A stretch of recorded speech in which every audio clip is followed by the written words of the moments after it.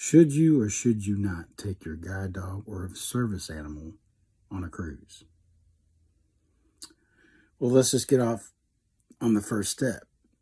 Emotional support animals are not service animals.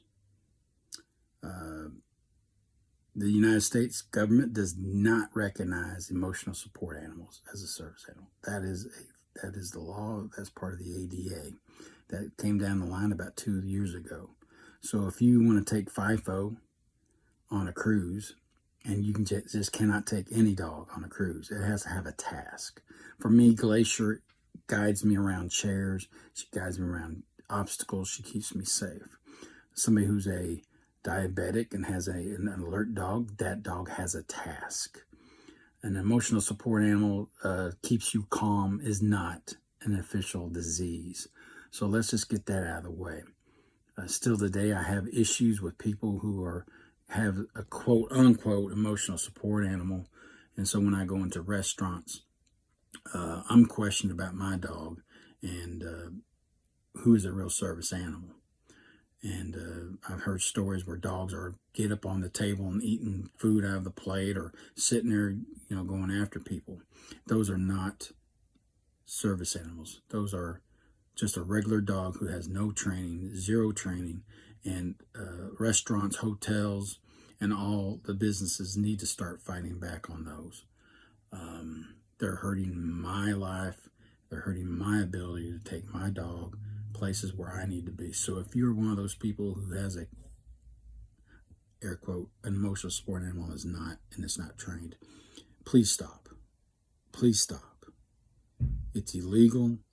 You're hurting my life. You're hurting all the other people who have legitimate dogs. And so let's just get that off the table. Now, would I take a guide dog on a cruise? It depends on where you're going. For me, in my life, it's easier to take Glacier to Canada and Alaska. But if I would take her to the Bahamas or Cozumel or Grand Cayman or all the other cruise ports, every port has different tests. Every port has different rules. And if your dog does not meet those requirements, you cannot take your dog off the ship. Like I got a friend that's going to the Bahamas here in a couple of months. So what he has to do, he goes to a vet, gets a health certificate, an international health certificate because it's going in international waters to a foreign country, and then he has to send that form for the Bahamian government early, and the dog has to be pre-approved, and he's waiting for a permit to come back from the Bahamian government, and he has to give that permit to the Bahamian people there when he gets into port, and it's only good for one visit, one time.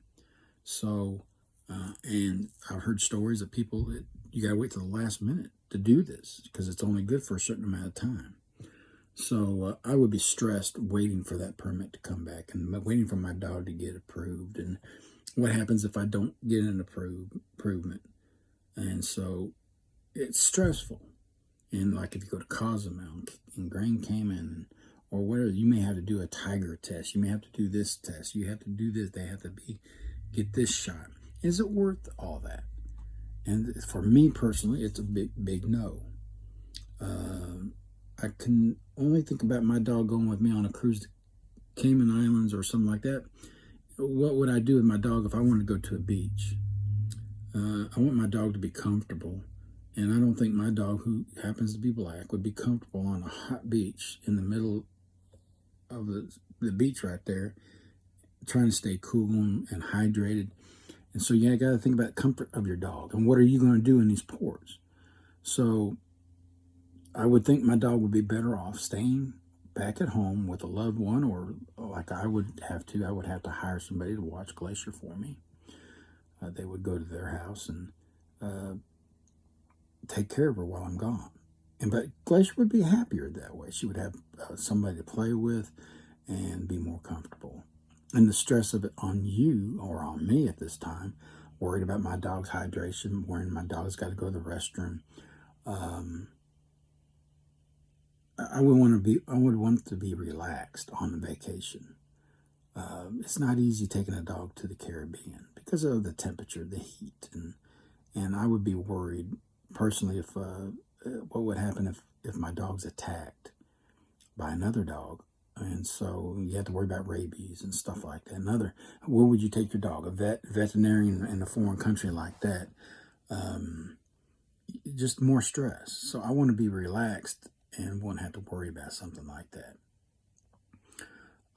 With the CDC rules that are now coming down, this is when I'm filming this is August 3rd. For you to get your dog back into the country, you have to fill out you have to have to go to Canada. You just have to have a receipt of a rabies shot and a tag, which Glacier does, and it has to have the chip in her, and has to look healthy. And so you got to fill out this form with the CDC. Once you filled it out, that form is good for 6 months from Canada, because Canada is a low risk or zero country with rabies. So it's easier to get a dog back into the United States. But if I would go to a country that had a moderate to high rabies, it's a little bit harder. You have to get a little bit more in depth, and the dog has to be looked by a USDA approved doctor, which is hard to find. So the expense of that also is immense, because I thought I was going to have to get a USDA approved veterinarian to get Glacier to fill out these forms, and it was going to cost me anywhere from $400 to $500, which is ridiculous. But I'm thankful that the CDC changed their mind and made it now. I don't have to do that. So Glacier, for us to go to Canada, which she's done twice, in Alaska, I would take my guide dog on. It's very easy and more relaxing, and a little bit less worrisome of what's into that port. When we go to Alaska, we do have to have a health certificate to go to the state of Alaska. So if you are going to Alaska with your service animal, you do need to get a health certificate. But Canada, you don't, which, you'd think you would have to go to Canada. But Canada, all you have to do is have a rabies vaccination certificate. So with Glacier, I went about 10 days out and went to my vet, and we got a health certificate, and it was all filled out, so we was able to go to Alaska. But this time we're going to but we're going to Canada on the eastern side. So we're going to go to Nova Scotia and Newfoundland, Canada. So there again, all I need is a rabies vaccination certificate, and that's it. So that makes it easier on the eastern side. So if you want it a little bit easier, go on the eastern side of Canada, because Portland and Boston does not require anything, just the vaccination also. So all I did was fill out the CDC form, and she's ready to go. You have to present that to the cruise company before you get on the ship. If you do not have that CDC form, they will not allow you on the ship. But what's good about you can fill out that form, and it comes to your phone within about 15 minutes, and you can show it to the cruise company. But I wouldn't wait to the last minute to do it. I would have that filled out just in case, because you don't want to fly thousands of miles to get on a ship and you're denied board because you didn't have a piece of paper. That's not good. So have everything filled out before you get to the port. Glacier's been great on our cruises that she has been on. I trained her to use the box. It's a 4x4 box, and I use mulch in it. What's good about these cruise companies like Holland and Carnival and Royal Caribbean, the big three, you can tell them what kind you want. Like on Holland, you can have sod put in there, which I would not use sod. I use the mulch. But Carnival and all them, you just let them know what your dog prefers or you prefer, and you go out there and she does her business in it. So we getting ready to go on another one here soon. So I'll take Glacier out about a week or two, and she picks it up. She remembers what that box is for. And last year we went out a couple of times and she was good, which made me happy. But Glacier's always been a good dog about not doing anything bad on the cruise ship. So what I do for me, which might be different for your dog, because I know my dog a little bit better. And so Glacier gets fed around 3:30 every afternoon, one time a day. One time. She gets all her food at once. And what that does is sets up the next day. So I know that she's good for 14, 15 hours. And then the next morning, she's going to go to the bathroom. She's going to use that number 2. And she basically cleans herself out in one, because she's been fed once. Usually she'll go to the bathroom once doing the bad stuff, number two. And then we go, 4 or 5 times during the day for her to potty itself. And then maybe once in a while we might run into where she's got to do another number two, but it's very rare. Maybe 2 times a week she does it again. But Glacier's been great. We had been on a cruise ship before I think right when I got Glacier, I went on a cruise about 3 weeks after I got her. She didn't go with us. And there was a girl on there who had a service animal. She was blind. And that dog looked, I always tell everybody, the dog left a trail of tears in the hallway. And she did not know her dog did a mess in the hallway. And that girl most likely was fined by the cruise company. The cruise line can fine you, I think it's $250. And if it kept on and kept on, they can tell you, to be locked up into your room. The only time you can get out with your dog is if it goes to the restroom. Or they can also kick you off the ship, and it'd be at your cost to get back to home. So you got to put that in mind too. So it can be stressful. And if you're totally blind, or blind, visually impaired, whatever, you're depending your cruise on your dog. You want that dog to be well behaved, which most of them are. But they also can't be one of these dogs that gets up in the morning and, oh my gosh, I got to go now. If you don't get me out in the next 2 seconds, I'm going to. And so you don't want that stress of that on you. So you need to do the pros and cons of taking your guide dog on a cruise ship. Like I said, for me, it's Alaska and Canada. But if it were any other place or destination, it would be a no. I want it easy for me. I want it easy for my dog. And I want it easy for everybody. Do I miss Glacier when I go on a cruise without her? Yes, I do. But I know she's back at home, being taken care of. She's relaxed. She's not suffering. She gets to take a week off from working. And when I get home, she's happy to see me. I'm happy to see her. But would I like to have her on the cruise? Yes, I would. But when I take her on the cruise, I'm limited on things that I can do. If I go to a port, I can't do all the excursions. Not because I can't, but I want my dog to be comfortable. I can't get in the pool. If it's just me and my wife, I can't leave Glacier tied to a chair and me and my wife going to the pool or hot tub. I have to be with my dog all the time. Now, can I come over and my wife watch the dog while I'm in the pool or hot tub? Yes, I can do that. But how fun is that?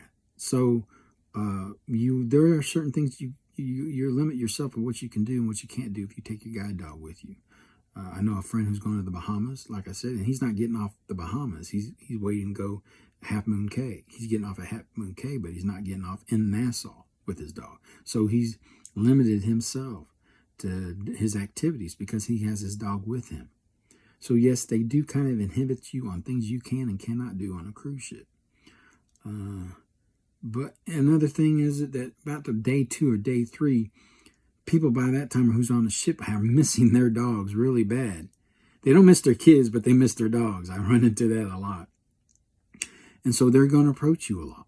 They want to pet your dog. So it's magnified on a cruise ship by day 2 and day 3.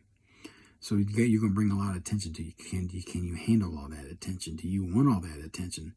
And it's a lot. So you need to put that on your pros and cons of that also. And somebody's always going to try to pet your dog. I don't care who it is. It could be crew member, which we had an issue one time on Royal Caribbean.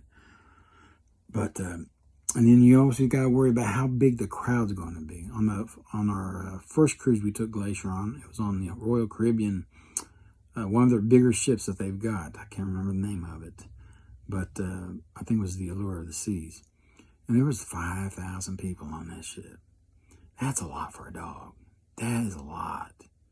And by day 6 and 7, Glacier had enough because there's just a sea of humanity, a lot of people, a lot of noise, a lot of places like you can't take a dog into a loud concert.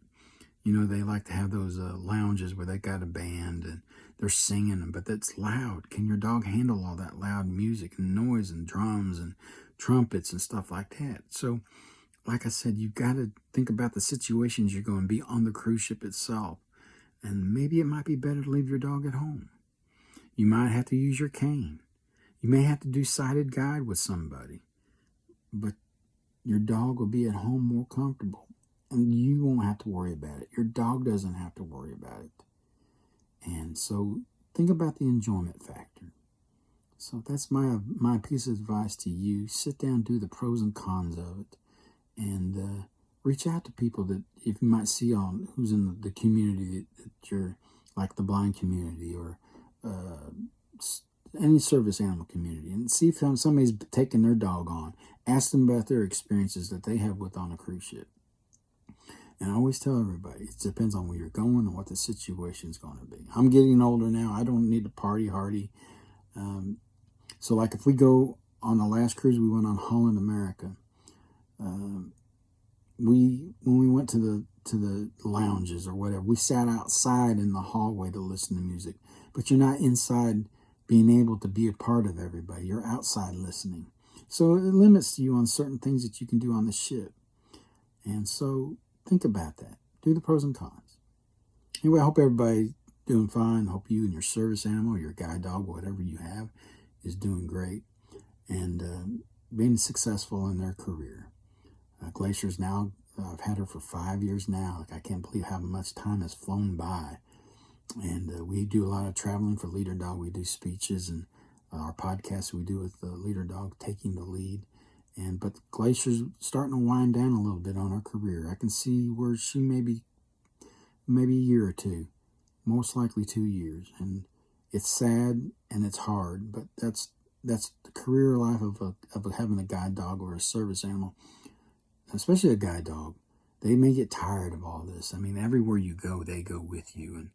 And eventually, I'd rather sit at home and sleep. And so it's sad, but it's part of life, having these animals. And they're a godsend to me. She's been nothing but a blessing for me and my wife. She's opened my life up to certain things, and she's given freedom to my wife also. So it's been a great experience getting a dog from Leader Dogs for the Blind. And if you're looking for a guide dog, or if you need O&M training use that white cane, check out leaderdog.org. You can go on there and look at it and fill out an application and improve your life if you need that, or just do a brush up on your O&M skills or whatever you need. It's a great organization. Anyway, have a fantastic day and God bless.